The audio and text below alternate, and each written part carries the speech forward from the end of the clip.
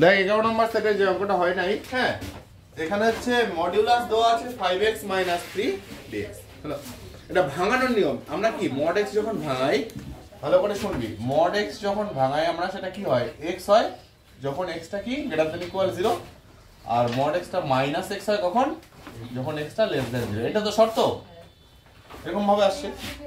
এবার আমরা এখানে যদি লক্ষ্য করি, এখানে যদি 0 প্লাস করি, সবই তো 0 প্লাস এর মধ্যেই আছে, দেখ 0 থেকে 1 এর মধ্যে, করে তো লাভ নাই।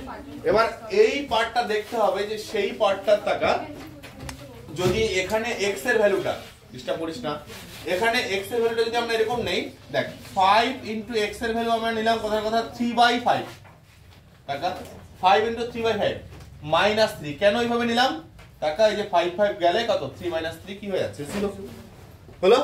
তাহলে আমি x এর ভ্যালুটা যদি 3/5 নেই, হ্যাঁ এবার 3/5 এর যদি দেখ বড় কোনো মান দেখি, 3/5 এর থেকে বড় কোনো মান, তাহলে 5 ইনটু আমি যদি 4/5 নেই, তাহলে 4/5 - 3, তাহলে তো 1 পেয়ে যাচ্ছিস, এমনিতেই পজিটিভ।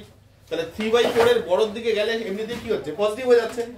কিন্তু যদি আমি 3/5 এর ছোটর দিকে যাই, দেখ আমি নিলাম 5 ইনটু 2/5, তারপরে -3, তাহলে টাকা তো ভিতরে মডের ভিতরে কি থাকলো, -1 না। তো এবার এটা যেমন মডের ভিতরে 1 ছিল, 1 চলে আসছে। এবার এই যে মাইনাস পার্টটা ওর থেকে বেরিয়ে আসলে সেটা কি হয়, প্লাস হয়। তাহলে মাইনাসের সামনে কি লাগে, আর একটা মাইনাস সাইন লাগে না, হলো। তাহলে এখানে দুইটা পার্টে ভাগ করে দিচ্ছি, একটা কি দেখ, আমরা যদি এরকম ভাবে নেই যে 0 থেকে 3/5 একটা হলো, আরেকটা কত, আরেকটা হচ্ছে 3/5 থেকে 1। দেখ এরকম করাতে আমাদের লাভ কি হলো, যে যখন আমি 0 থেকে 3/5 যাচ্ছি, মানে 3/5 এর থেকে কি ছোটতে যাচ্ছে, তাহলে 3/5 এর থেকে যখন ছোট মানগুলো নিচ্ছি, তখন ভিতরে কি থাকতেছে, মাইনাস। সেই মাইনাসটাকে প্লাস করার জন্য কি লাগে, সামনে আরেকটা মাইনাস, মানে এই যে লেস দ্যান 0 ফর্মে চলে আসতেছে, তখন সেই অপেক্ষকটার সামনে কি লাগে, আরেকটা মাইনাস।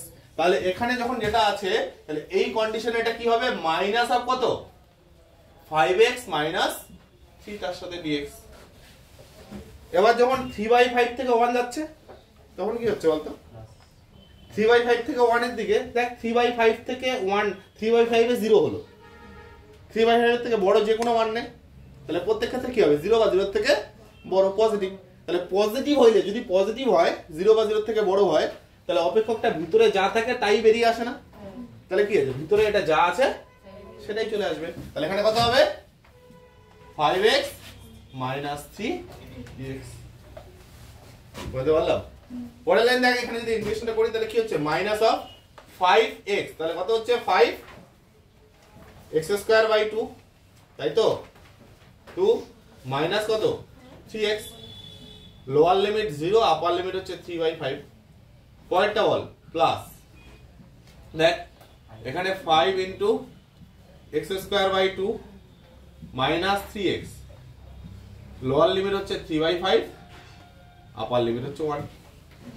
মান বসিয়ে দে, তাহলে কত হচ্ছে, মাইনাস অফ এই যে 3/5, তাহলে কত হচ্ছে 5/2 ইনটু 3/5, তার মানে কত হচ্ছে 9/25 মাইনাস 3 ইনটু 3/5। আচ্ছা এটা আপার গেল, যদি লোয়ারটা বসাস কি রে, লোয়ার তো দুইটাই 0, 0 বসে এখানেও 0, এখানেও 0, তাহলে মাইনাস লোয়ারটা পুরোটাই 0 চলে গেল, ঠিক আছে। পরে এদিকে বল, প্লাস, তাহলে 5/2 ইনটু কত 1 মাইনাস 3 ইনটু 1, আপার গেল, মাইনাস লোয়ার, বল লোয়ার হচ্ছে 3/5, তাহলে 5/2 ইনটু কত 9/25, লোয়ার গেল, মাইনাস 3 ইনটু কত 3/5। এবারে ক্যালকুলেট করে যা আসবে সেটাই আমাদের ফাইনাল উত্তর। পরের লাইনে বল, এখানে কত হচ্ছে, বোঝা যাচ্ছে তো, নে ক্যালকুলেট কর। তাহলে এখানে কত হচ্ছে বল, 5 দিয়ে 5 গেল, আবার এখানে 5 দিয়ে 5 গেল, তাহলে এখানে কত থাকলো, মাইনাস অফ, আচ্ছা একটা কাজ করি, ব্র্যাকেটটা ভেঙে দিচ্ছি একদম, হ্যাঁ।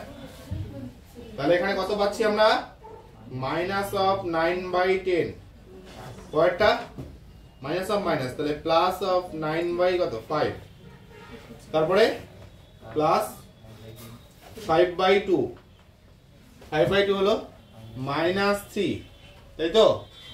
আবার -9/10, তারপরে প্লাস কত হচ্ছে 9/5, এরকম পাচ্ছিস পুরোটা। হ্যাঁ, লসাগু করে দে। তাহলে নিচে কি দেখতে পাচ্ছিস? শুধুমাত্র 5 আর 10।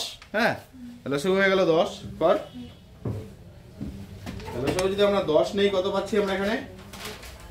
তাহলে -9 হলো, প্লাস কত রে?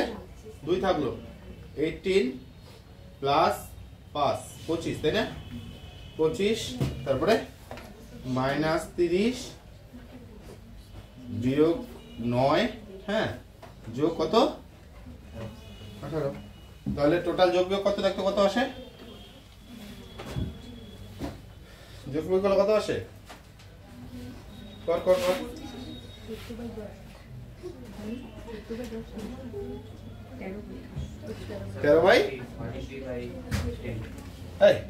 13/10 আসলে এদের 13/10 দেখ তো।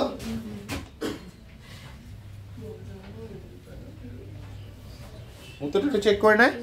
হ্যাঁ, প্রত্যেকে দেখ। প্রত্যেকে ক্যালকুলেট করলি তো? ঠিক আছে।